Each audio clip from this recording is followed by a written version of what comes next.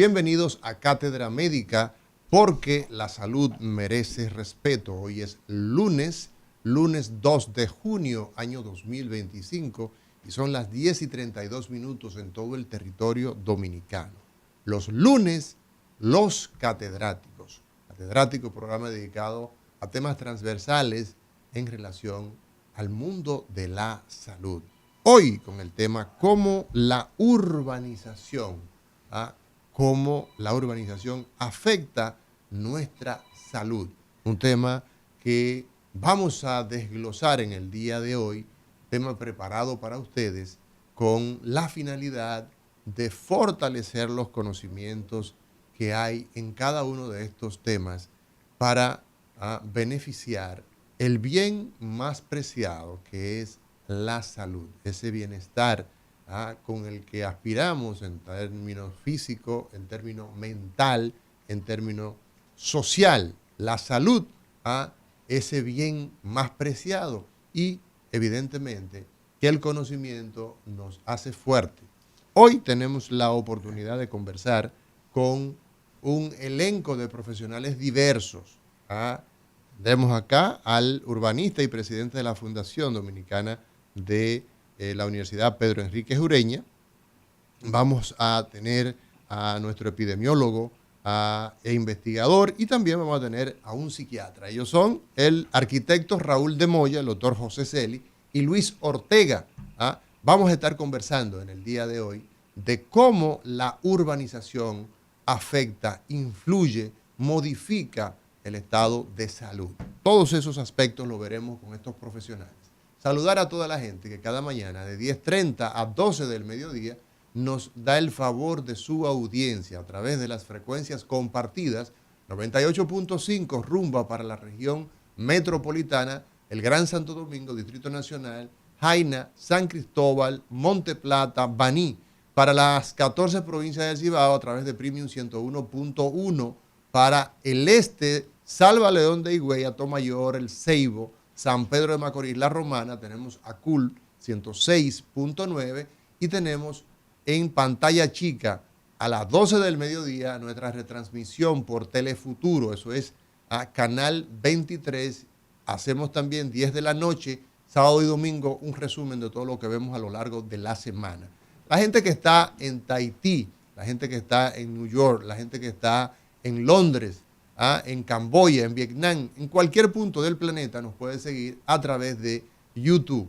La dirección es Rumba FM. Usted escribe Rumba FM y estamos en directo en cualquier punto del planeta. Estamos por aire, mar y tierra, y nuestras líneas de contacto 809-682-9850, a nivel de la República Dominicana 809-682-9850, y la línea internacional 1-833-380-0062. Saludar a doña María, a Kelvin, a el señor Isidro Labur, a todo nuestro elenco, a toda la gente que hace posible este trabajo para que llegue con la calidad necesaria a usted. Buenos días, Lisania Salcedo. Buenos días, doctora Mauri García. Buenos días al pueblo dominicano que cada mañana nos escucha a través de Rumba 98.5 FM. Hoy es lunes 2 de junio, iniciamos una nueva semana, un nuevo mes, con estos lunes de catedráticos en donde le sacamos provecho a nuestros panelistas invitados para seguir contribuyendo a la educación en salud de la sociedad dominicana. Así que ustedes pendientes a todo lo que vamos a compartir en el día de hoy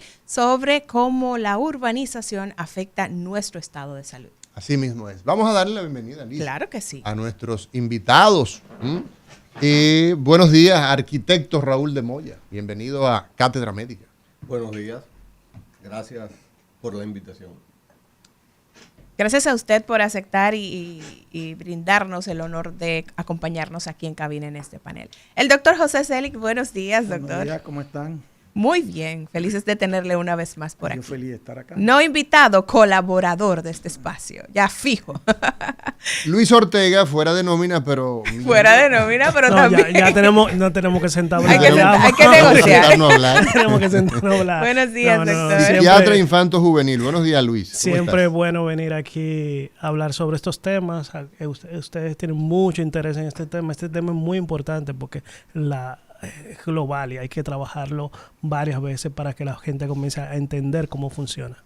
Así es, así es. Nosotros vemos que el mundo de hoy definitivamente ha cambiado y si hacemos una revisión simple, 50 años atrás, doctor Celi, arquitecto Raúl de Moya, Luis Ortega, verificamos que la República Dominicana de hace 50 años, 60 años, 70 años, era prácticamente era una aldea, en términos general. Podíamos encontrar algunas ciudades, ¿verdad? Pero hoy día la característica de ciudades urbanizadas es prácticamente a la inversa. Nosotros tendríamos en los años 50, en los años 40, que demográficamente la gente vivía en los pueblos, en los campos. Y hoy día tenemos a la inversa. La gente se ha ido a las ciudades, pero las ciudades entonces cada vez más creciendo en sentido vertical. Y con los desafíos que tienen entonces de adecuar esos espacios y cómo esto pues repercute en la salud de la gente, en la dinámica comercial, en todos los aspectos, es alguno de los elementos que vamos a tocar en el día de hoy. Me gustaría comenzar con el arquitecto Raúl de Moya, como urbanista, como un hombre que tiene un conocimiento fino de todos estos aspectos. El crecimiento de las ciudades y el concepto de urbanización, de urbano, a ver si nos echa un poco de luz para la gente que en este momento está sintonizándonos.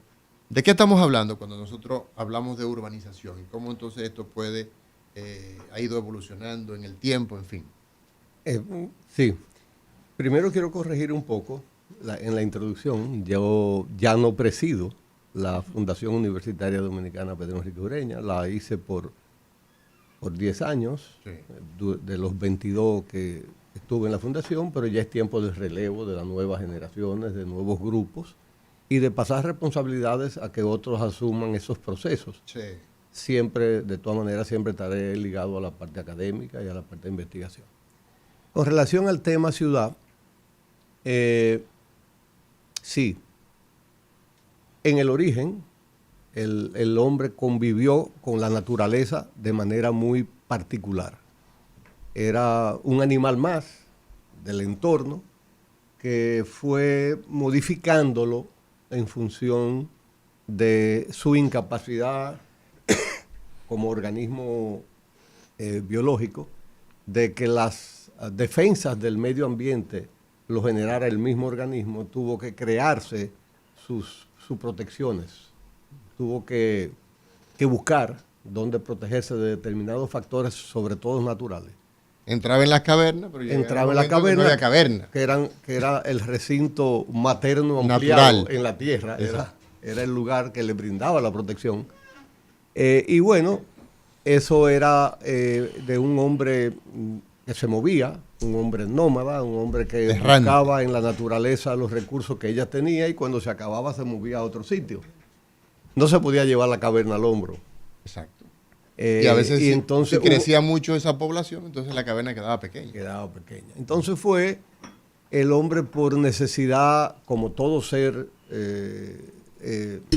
animal, de crear comunidades para autodefenderse de otros animales o de otras condiciones y después comenzó a defenderse de los mismos hombres de otras generaciones. Y eso fue creando esos lugares de agrupamiento y con los recursos naturales disponibles fue repitiendo de la manera que podía la cueva que le dio la primera cobijo, el primer cobijo, con elementos naturales, con árboles, madera, ¿no? Con réplicas de piedras haciendo igual elemento y con lo que tuviera al alcance.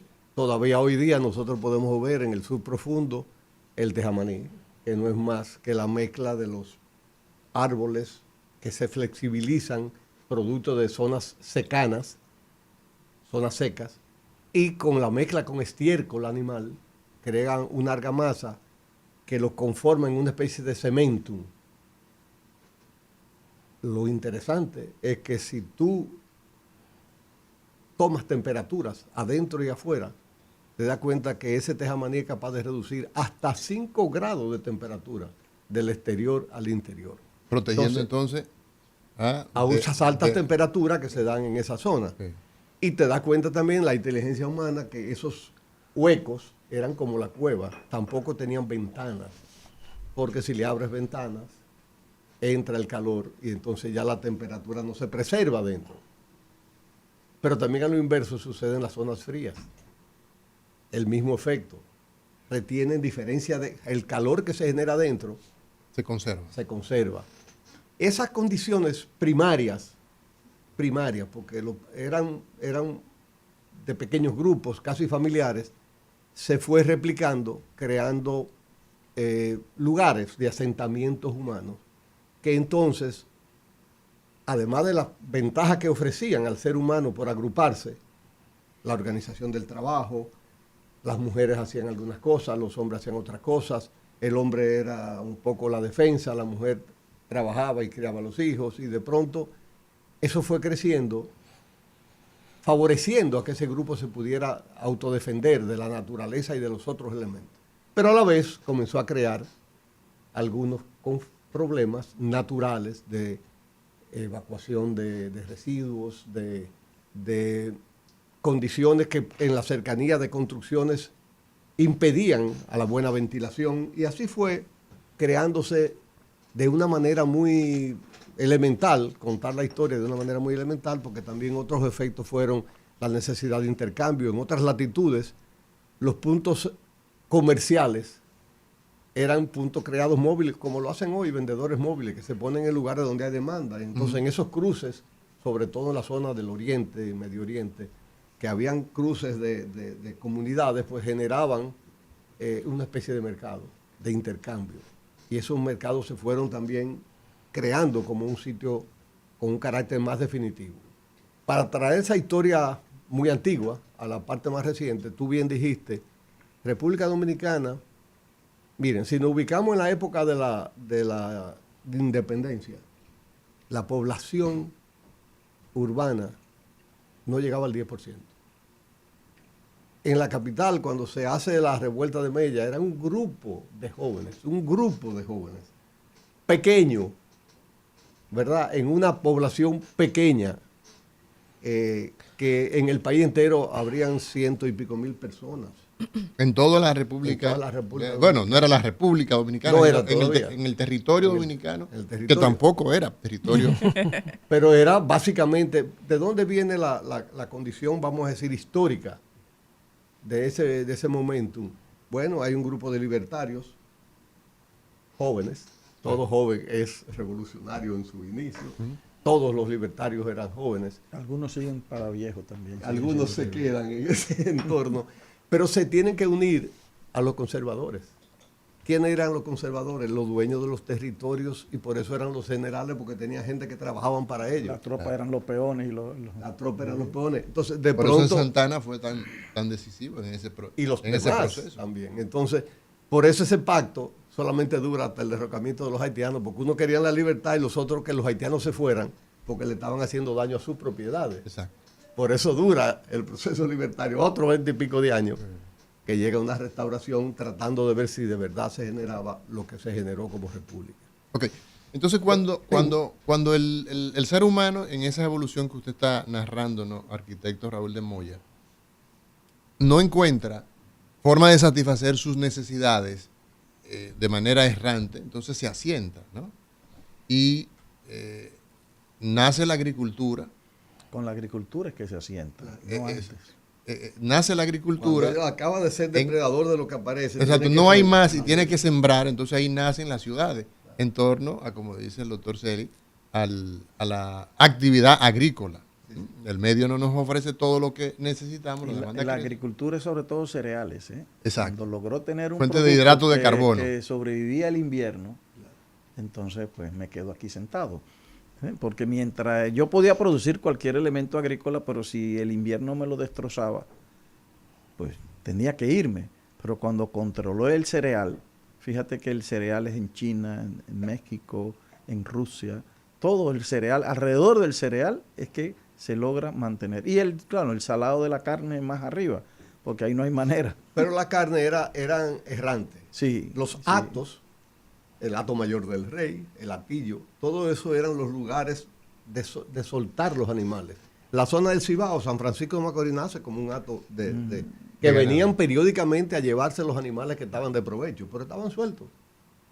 No eran sitios cerrados. Eran de pastoreo, ¿no? Eran de pastoreo libre, como las condiciones del país lo permitían. Sí.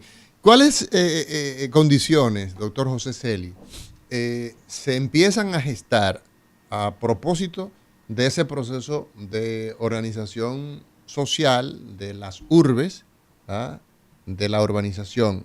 Desde el inicio, ¿qué retos sanitarios, enfermedades o condiciones empiezan a aparecer a propósito de agrupar entonces grupos humanos? Mira, el agrupamiento humano se da grande en la época reciente, con el inicio, cuando finaliza la etapa feudal. Ya se iban acumulando los campesinos, los siervos iban saliendo de sus territorios y se anexaban a las ciudades. A las urbes, ¿no? Y esas urbes crecieron enormemente a la hora en que dice, bueno, ya yo no estoy atado a la tierra. Y el famoso siervo de la gleba. Exacto, y entonces se insertan como trabajadores, como obreros. El ejemplo más claro de lo que puede producir eso fue Inglaterra. Y también las grandes pandemias que se vivieron en Europa. Eso fue una cosa que inclusive contribuyen a derrocar el feudalismo. Porque cuando empieza una peste no sé qué, y empieza a rezar y a rezar y a rezar, y eso no se detiene por nada, y aparece un tipo que dice, pero aquí hay una cosa que se llama microbios. Entonces, pero Inglaterra es el mejor ejemplo, cómo cambió su perfil en Londres cuando hizo los sistemas de eliminación de desechos. Eso fue una de las obras más interesantes y que más impacto dio en la salud de esa población. El crear lugares para los desechos, colocarlos líquidos y sólidos. Exacto. O sea, originalmente se disponían de ellos por las calles. Sí. Por las calles. ¿Cómo así?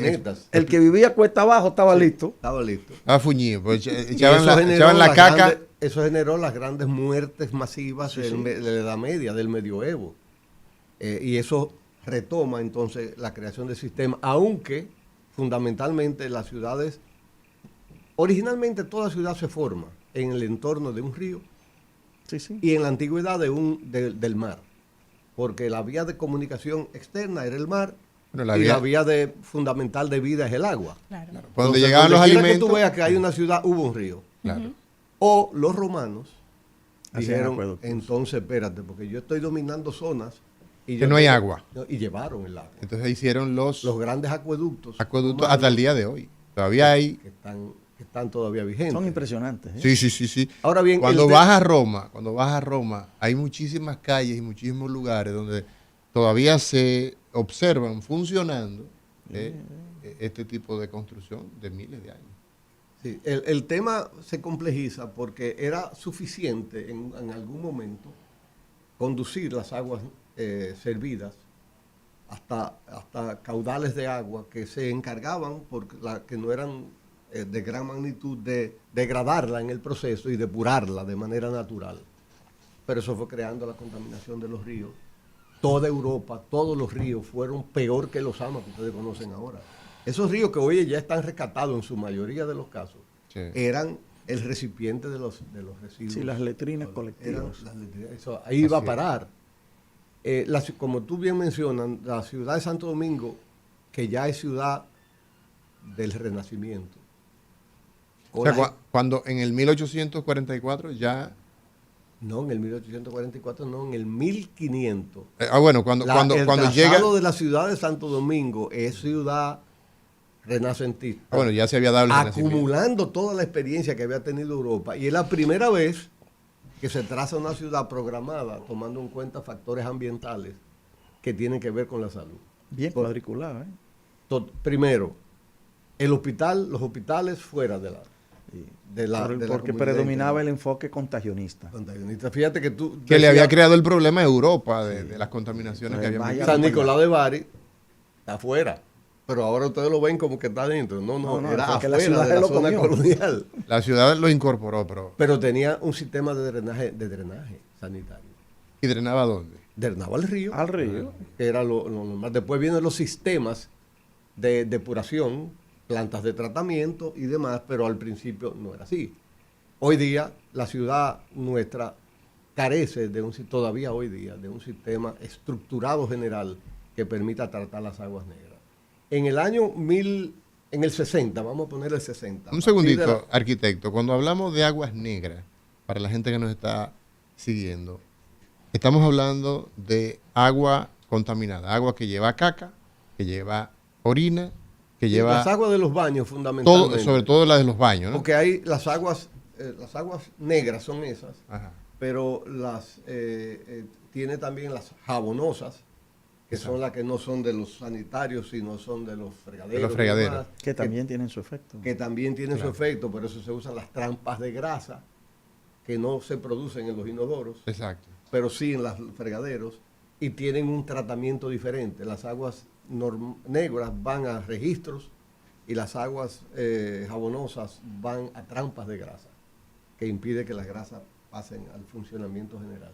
Y luego todo eso debería un sistema de tratamiento que las depure, y luego pueden ir al subsuelo ya depuradas, o pueden ser reusadas inclusive. Ujú. Hay ciudades que reusan las aguas negras después de haber sido tratadas, porque vienen con un tratamiento que le permite, se usa en agricultura, pero también se puede usar al sistema de uso colectivo, si se trata correctamente. Doctor José Celi, le preguntábamos cuáles eran los desafíos que desde esa relación histórica que venimos haciendo, se enfrentan entonces las ciudades, ¿ah? Esos grupos, ¿en qué medida empezó a cambiar la dinámica, digamos, de la salud-enfermedad cuando empezaron esos asentamientos? No, el tema, la gente habla de las enfermedades infecciosas, las contagiosas, eso es más fácil por la proximidad. Sí. Pero si nos salimos de ahí, las ciudades se vuelven violentas y se vuelven malsanas.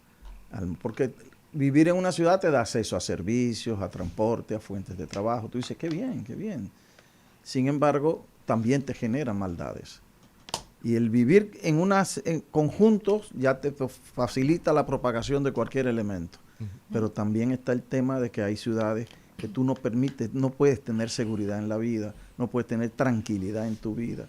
Cuando yo quiero vivir en un sitio, yo lo que quiero es tener un espacio donde producir, ya sea trabajando yo o poniendo a trabajar otro, donde yo ganarme mi vida.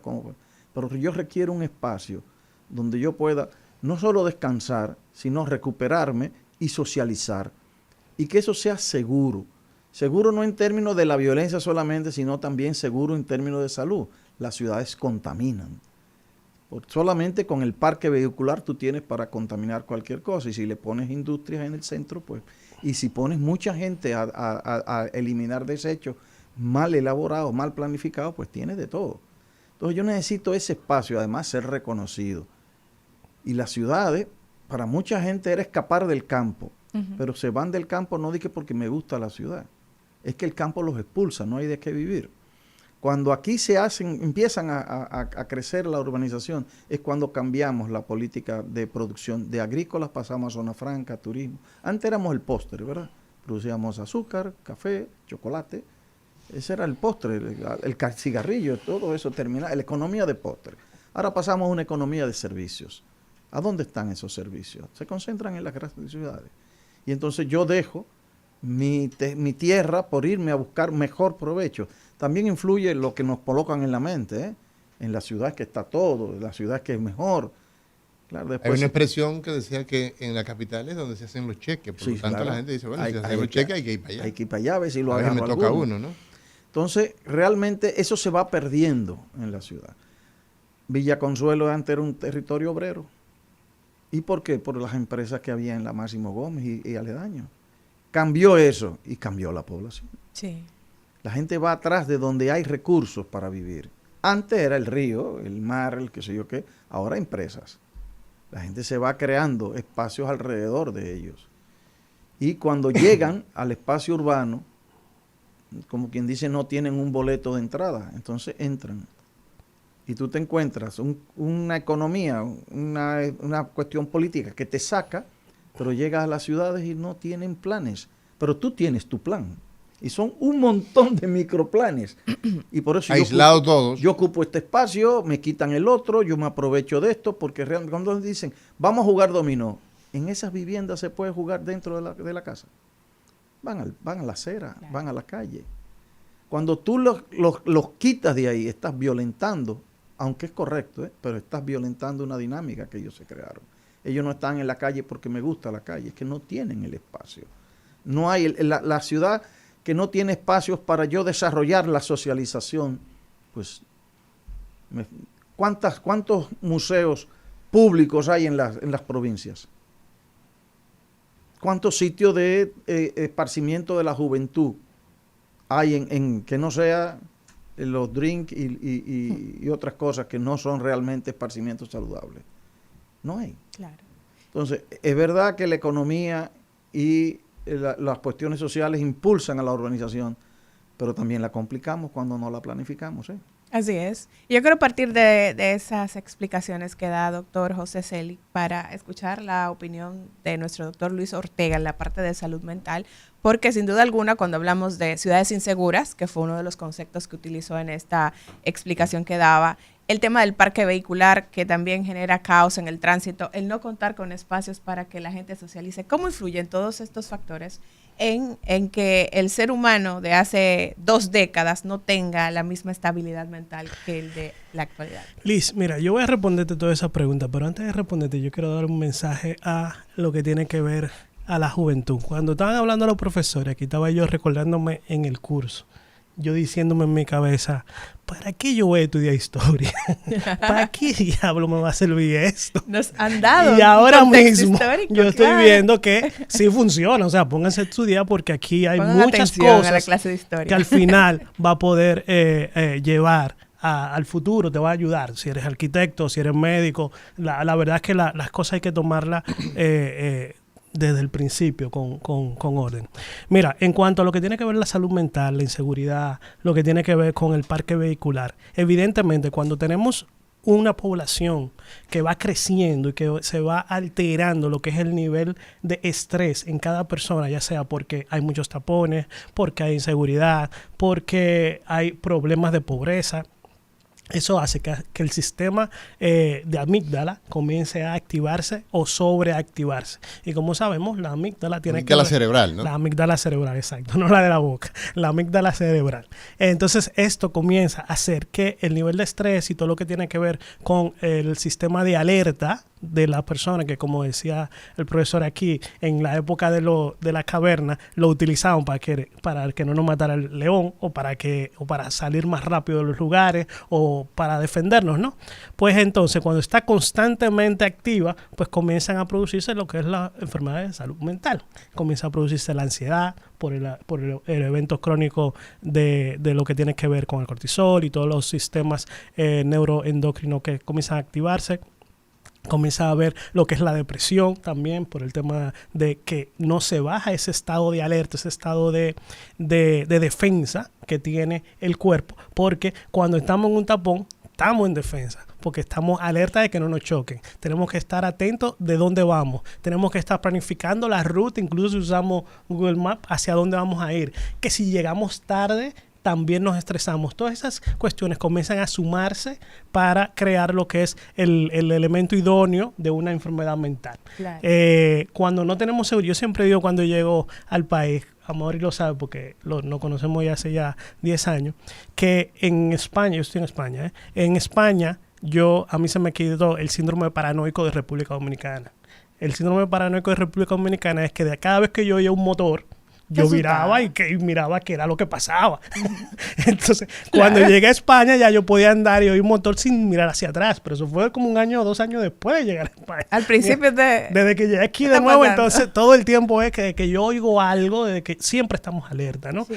Ayer estaba en la zona colonial y estaba pendiente de que no me podía dar el celular a mi hijo porque podían robárselo. Entonces, ese tema de que constantemente tenemos que estar alerta y pendiente hace que desarrollen muchas enfermedades mentales, especialmente la ansiedad, la depresión, los trastornos del sueño, señores, los trastornos del sueño muchas veces son por las condiciones de urbanismo que tenemos, porque no podemos descansar bien, porque no hay suficiente luz, porque no hay una condición adecuada de cómo se maneja el aire, el viento, la oxigenación. Todos esos factores tienen que ver por cómo dormimos y eso nadie lo habla. Cuando uno hace una casa, nadie está pensando en si en esa forma de esa casa es que me va a ayudar a dormir mejor o yo voy a descansar mejor. Entonces tenemos que comenzar a pensar no solamente en salud mental, también en salud general, pero hay que comenzar a pensar cuando vamos a hacer algo o cuando vamos a crear una ciudad, cómo vamos a afectar la salud de la población. Interesantísimo enfoque que estos tres profesionales, el arquitecto Raúl de Moya, el doctor José Celi y Luis Ortega, nos han expuesto en este primer tramo desde la caverna hasta la constitución, ¿no?, de las urbes y cómo esa organización impacta en la salud mental. Nos vamos a una pausa y en breve regresamos, hoy hablando de cómo la urbanización afecta a nuestro estado de salud. Ya volvemos.